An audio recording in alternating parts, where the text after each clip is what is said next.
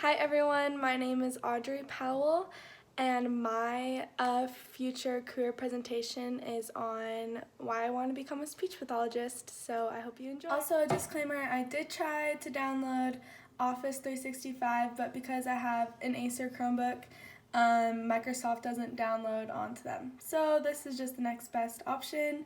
But yeah, anyway, let's get started. I obviously want to become a speech pathologist, and I'll tell you some reasons why this field interests me. I've always wanted to work with elementary school age children.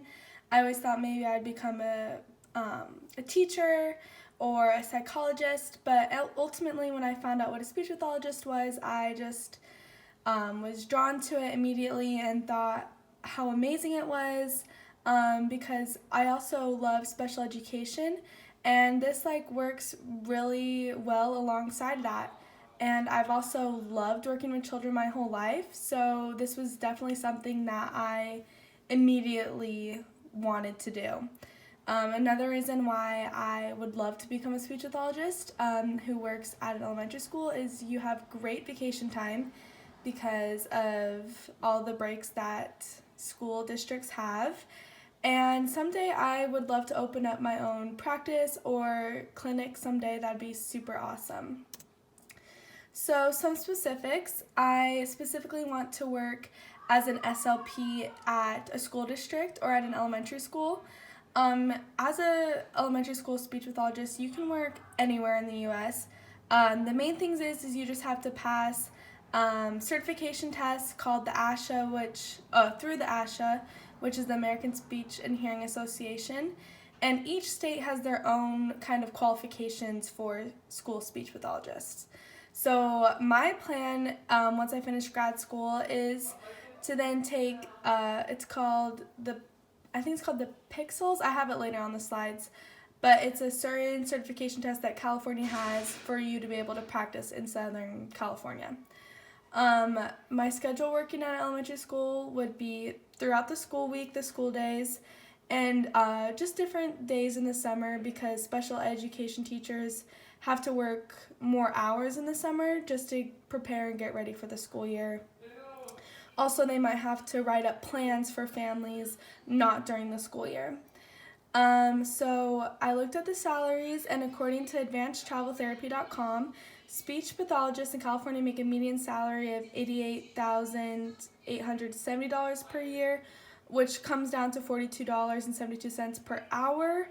But the average speech pathologist working in an elementary school is about $60,000 to $71,000, and that goes for the entire nation. So it definitely fluctuates throughout different states. Okay, so certain certification for speech pathologists. You do have to complete a Master's of Science degree in SLP, and it's usually a 2-year program, and while you're in, certain programs require certain things. So I looked at the University of Utah, and the University of Utah wants you to do clinicals and internships, which is super awesome, and you can do that during your master's program time throughout those 2 years, which I think is awesome. You also have to look at to see if you want to work in elementary schools with children or with stroke victims or just outpatient things in hospitals. So after you complete your master's program, you take the praxis examination for speech language pathology, and that's run through ASHA and also through the state board. But at this point, after you've done your certification hours, you can start applying for positions at different elementary schools or different hospitals. So these are the 2 different licensing certifications for both Utah and California, since I am interested also in California. So Utah requires obviously a master's program, a 9-month clinical fellowship program. You have to pass the SLP examination, which is the praxis, become licensed, and maintain your SLP licensure. Through California, master's program, you have to complete 300 hours of supervised clinical practicum in 3 different settings. So I'm thinking that's school, hospital, clinical. You also have to do a 30-week full-time or a 72-week part-time with the experience, pass the praxis, and do fingerprinting. Then you can start applying.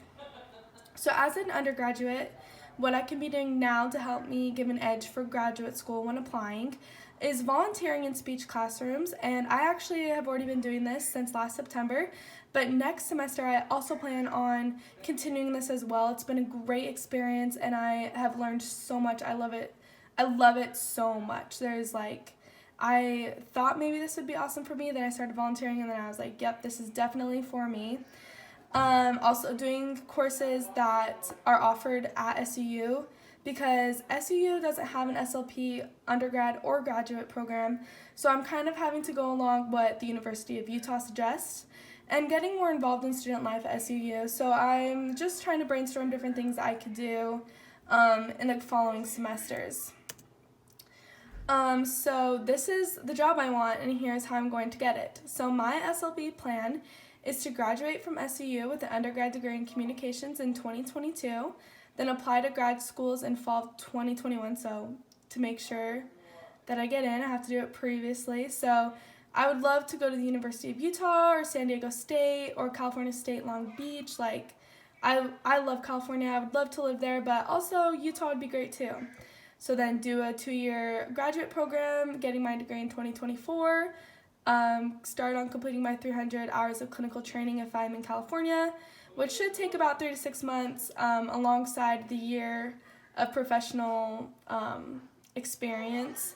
And then I'll take the praxis in 2025 and apply for my first real job as an SLP in an elementary school by 2026. Again, I have learned so much this past semester, and working alongside Miss Harris in the speech pathology classroom at Iron Springs Elementary.